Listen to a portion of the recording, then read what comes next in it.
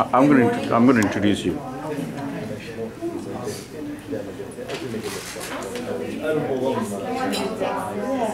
Okay, assalamu alaikum all of you, and welcome again. We have a series of presentation today. As you just heard one from Defense Acquisition University, which is very difficult to get from civilian side, so which is good.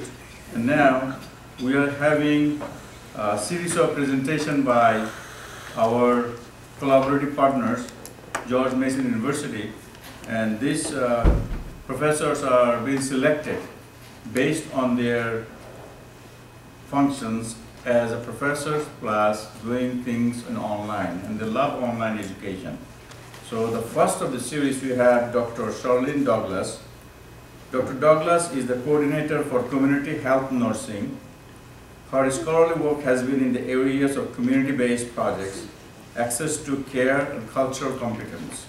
Dr. Douglas' primary research interest has been in the area of quality of life for cancer survivors. She has published results of this study for Hispanics and African American population. Her teaching responsibilities include the community health lecture in class and online, and the community health clinical for undergraduate and RN, which is registered nurse students. She is a text reviewer for community content and served as a grant reviewer for community program aimed at reducing adolescent pregnancy. Here I give you Dr. Charlene Douglas. Thank you. Good morning. Douglas, stand for one moment and smile. Thank you. Thank you. Thank you. First of all, your material for McWheaton is wonderful. I am in the process of getting certified by the Sloan Consortium, which is a big certification program here in the United States, and it was so wonderful to see their framework is a bit different, but I saw it replicated in yours. There's two, and I have a lovely PowerPoint background with the EKG, so you would know health was there, but I have too many other things to show you.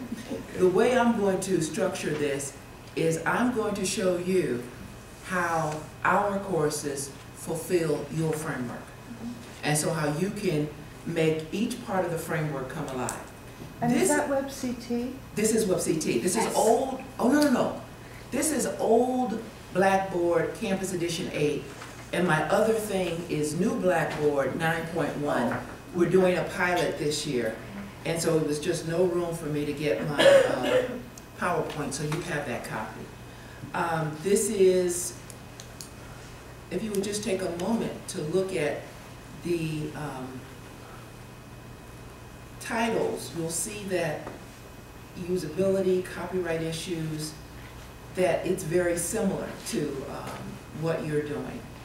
So let's start with, and I borrowed some of your stuff.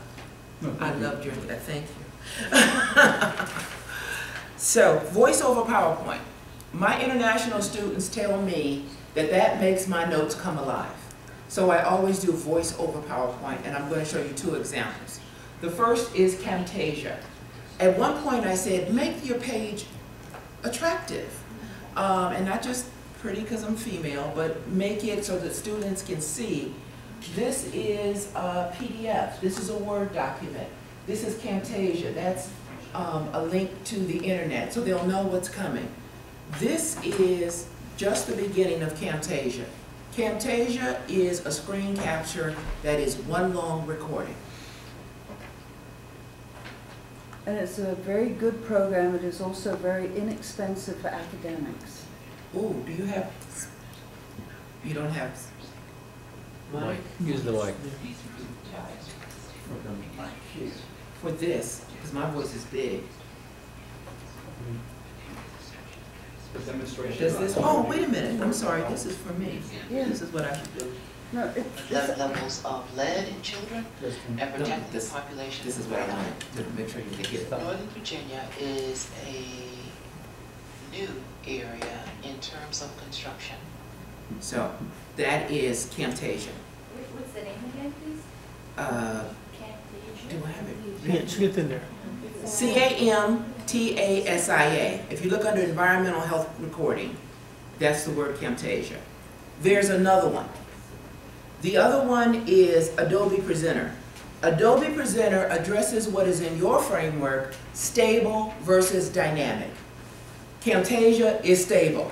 Once you do the long recording, you can edit out pieces, but usually if you're an academician, you don't have that side of your brain is not working real well. So Adobe Presenter allows you to go back into the original recording, take out a slide, put in a slide, record that slide, then save it all again, and it'll be fine. For community health, it's important for me to use that because the outbreak of salmonella from the eggs, that happened here. We had the spinach and E. coli a couple of years. There's always something new, and you want to keep your material fresh. This is what Adobe Presenter. Hello and welcome to Unit 5, Same Culture and thing, International Health. But it's different. You will note that this is a different piece of software that I'm using. For those of you who are at home and taking a full course load, please communicate with me. Let me know how you like this new, I'm just soliciting if this is feedback. really any different from Is this Camtasia. different from Camtasia? I was very impressed with your syllabus from NOVA. I looked at it and tried not to duplicate the information that you These are received. associate students who are coming This for the is nationals. to our colleague, hats off to Jolanta. This is my White House Fellows group in Old Town Warsaw. I was taking the picture because I had never seen these pale pink, pale blue, yellow buildings. But what I actually captured was the American culture versus the European culture. If you look at us, my group at the bottom of the screen, we look like the men in black. We look very Western. Of our group, I was the darkest skinned person. I was very concerned about being stared at throughout Eastern Europe on our tour. Surprise, surprise. People look at Americans as Western. They don't hold as closely to color as we do. It was a very interesting experience. I would just add my own spin on the developmental cultural comp. So, there you go. And the design approach, keep it visual to increase the interactivity. Just throwing up documents can get very flat. And how did I do that? As I look here, now this is Blackboard 9.1. This is in the avatar. You will hear my avatar. I have an avatar. My first one was, trust me, I'm a lot older than she is. See, they hadn't met me yet, I didn't want any surprises. YouTube. I know you think of YouTube as fun and kids cutting up and skateboarding and running into things. But many official agencies put things on YouTube. And you don't have to worry about copyright, you don't have to worry about getting permission. And this particular, the newest iteration of Blackboard allows you to embed YouTube. So I want you to look at all of this particular clip. It's 2 minutes long. It is from the American Public Health Association, and I have senior nursing students. They've been in the hospital, they all came to nursing school because they want to crack a chest and just do something dramatic and look at the helicopter come down. And as I said, you're educated people in the United States. You're going to die of heart disease. And those of you who miss heart disease, cancer and stroke is going to get you. So, because you're not going to get out of this life alive. Any of us can rack it up on a beltway going home. But this lifestyle is going to impact your death and how you die and when you die, when you're an educated person in a developed country. So this clip I found really helped to bring home that message of public health versus tertiary care.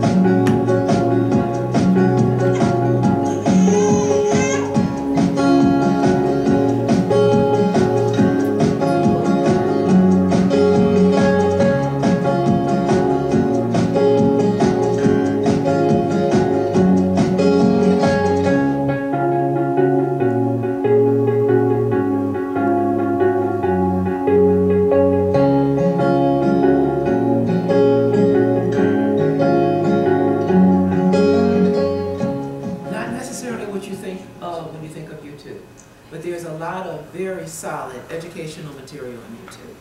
You've been examining our ability to read fast, Dr. Shah. Excuse me? Oh. I said you've been examining our ability to read very fast. You know, it's, Oh. it was really hard. You know, No. Oh, see, cultural blindness there. I've missed it. Stable versus dynamic, YouTube. If you have a DVD clip, and I won't make you look at all of this, let me look at somewhere else. If you have a DVD clip, you can have it made into a MP4 that you can post.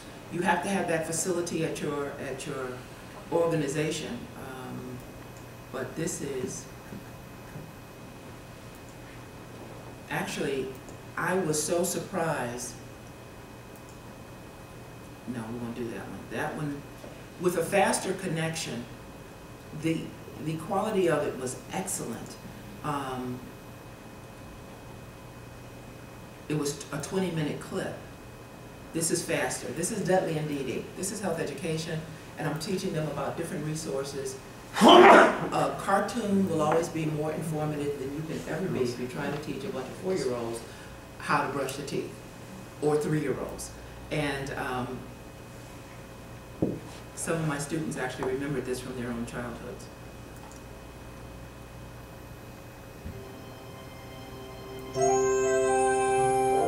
I had gotten this VHS from the American Dental Society. They have lots of things. And now, a favorite trick of my little sister Dee Dee. I'm gonna pull a rabbit out of this hat. He's the big brother, she's the little sister. She's just gotten her teeth. They have dental floss, which makes your teeth cold. No, dental floss. And magic gel, and a magic wand. And you know, just the whole lesson. It was beautifully done, very quick. Children loved it. And so that's an example of material that they can use. Go back. And then the embedded hyperlink.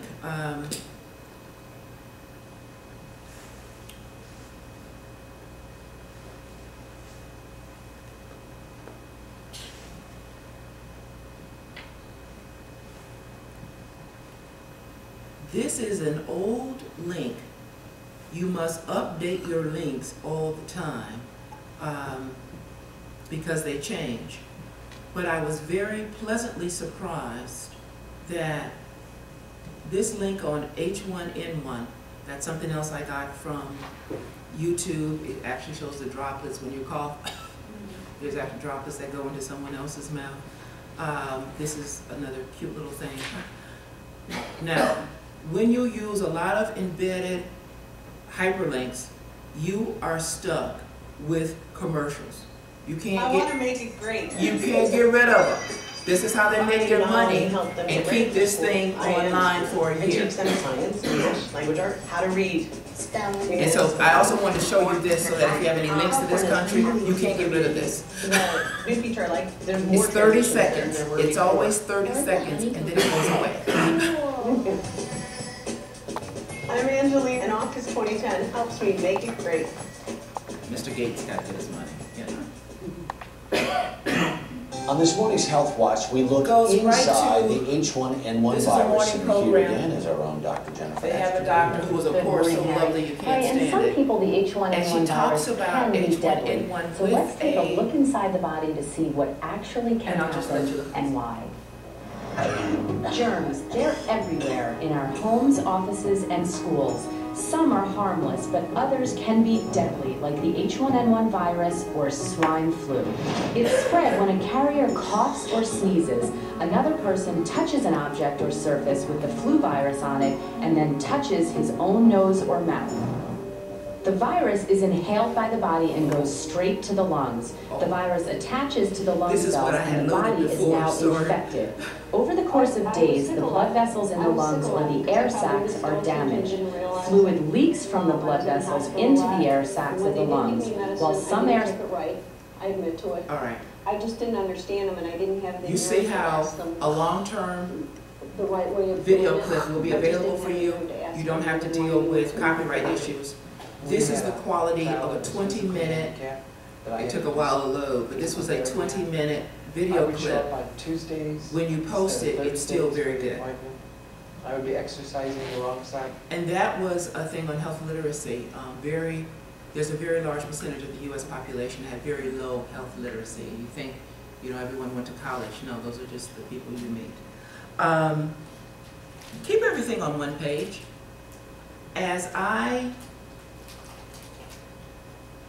If any of you are doing college teaching, or any of you are doing, actually it's any kind of teaching.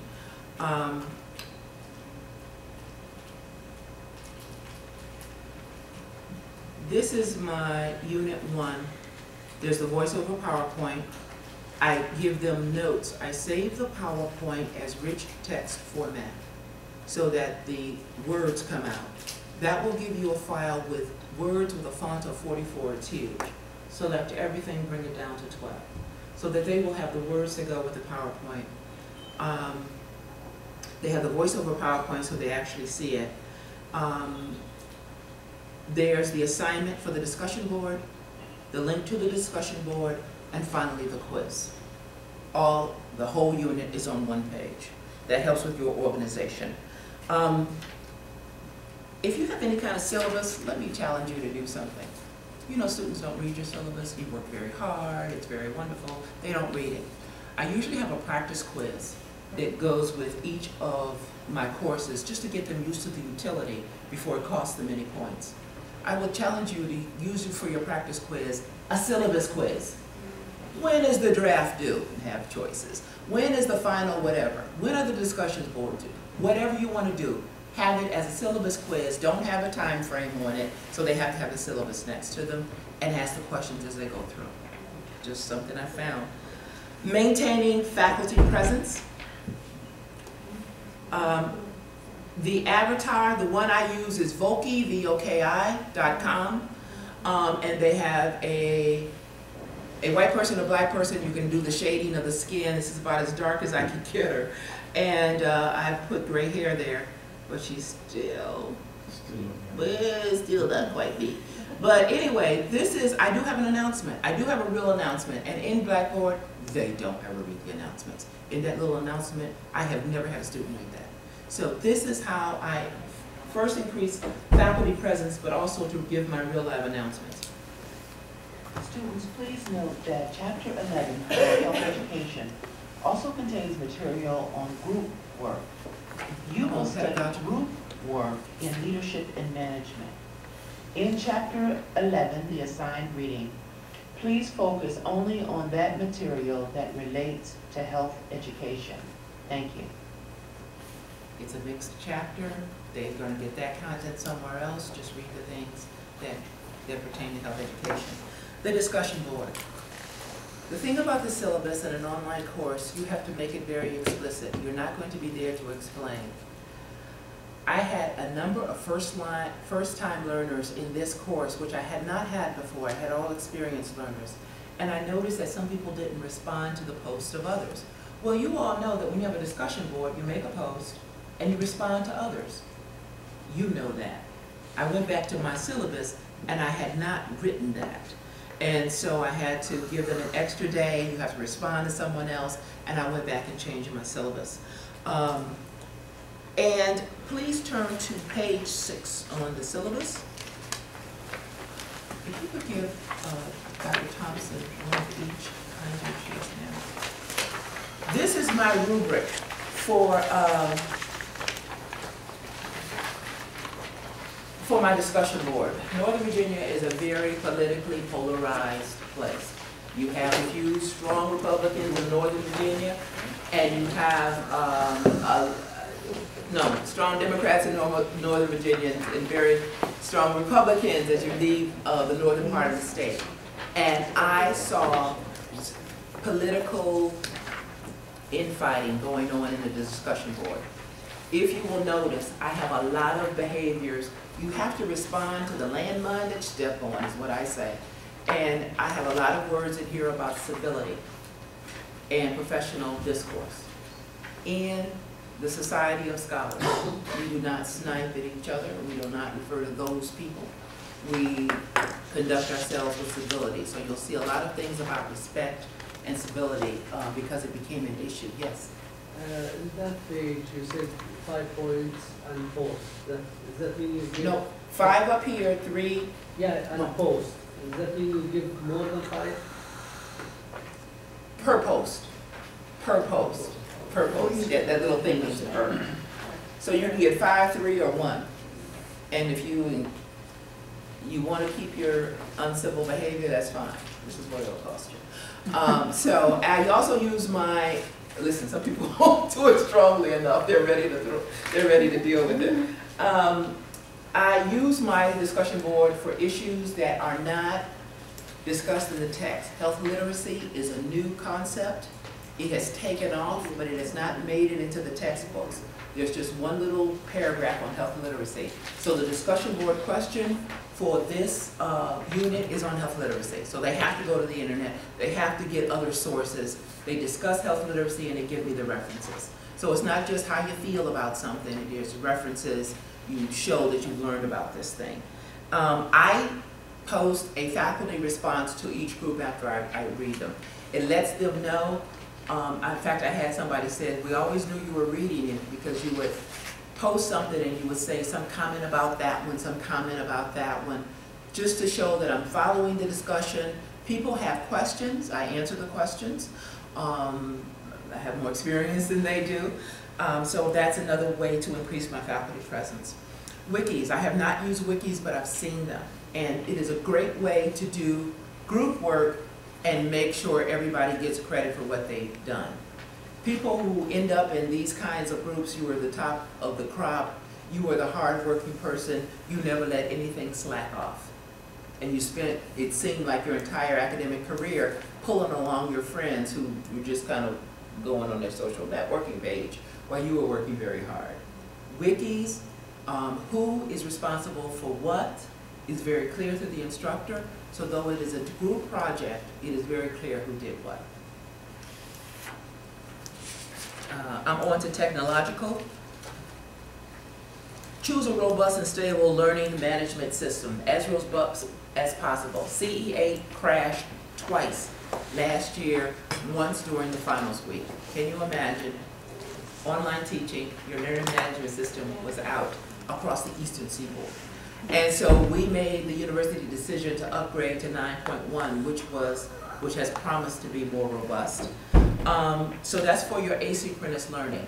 Make a decision for your organization. Do you want to have a synchronous component to online learning? Now hybrid is, coming into a place to have classroom, but synchronous learning students love. We have used Illuminate. These are some other words, Adobe Connect and Wimba. And it is a facility on the screen where I'm on, everybody is on, students with a nice little built-in webcams and microphones, they can speak and we can see them. Or if they don't have a microphone, there's a chat area where they can just type a question. I'm very careful to respond to the writing as well as I am to the people with microphones. You can see who has a microphone. There's also a facility in Illuminate. If you can hear me, give me a hand clap. There's a place, and you can see hand claps. If you can't hear me, give me a thumbs down. There's lots of things that you can do to make it interactive. I can pull up a PowerPoint, and I can do a unit. One of my students says, can we have this every week? I said, no, because that's the thing about online learning. You don't have to tie the group to a certain time. But for those students who cannot join in the Illuminate session, it's recorded. So they can go back in and see it. Hardware, we have a little blurb, university basic requirements. If you're going to take online, consider crafting that for your organization. How much gigs, how much RAM, whatever. My RN to BSN program has students who have come largely from an associate degree program in the area that's used a lot of online learning, so their computers are ready to go. Plugins, please go to page 4 of the syllabus. For all of these multimedia things, and that's why I chose to use my own laptop, that's the list of plugins. And for the first week, I say install all of these. Write an introductory post, put a picture of yourself. Tell me about yourself, your family, your dog, whatever, and put all these plugins into your computer.